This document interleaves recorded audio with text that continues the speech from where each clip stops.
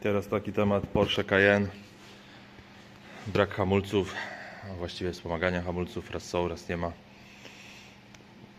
Problem jest taki, że do serwa, gdzie powinno być podciśnienie, dostaje się lewe powietrze.